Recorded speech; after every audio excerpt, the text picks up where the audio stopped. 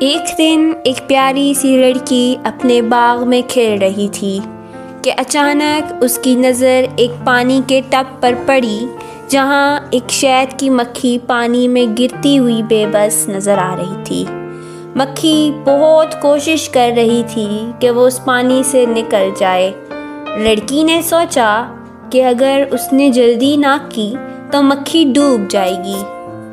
لڑکی نے جلدی سے ایک پتا توڑا اور اسے مکھی کے قریب لے گئی۔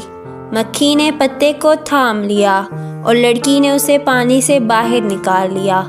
تھوڑی دیر بعد مکھی اسی پتے پر بیٹھی رہی اور پھر اڑ گئی۔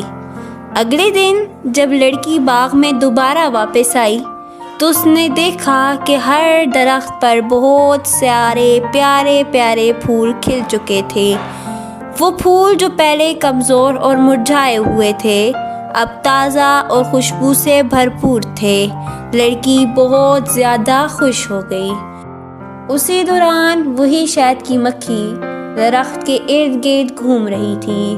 لڑکی کو سمجھ آ گئی جیسے وہ اس کا شکریہ ادا کر رہی ہو۔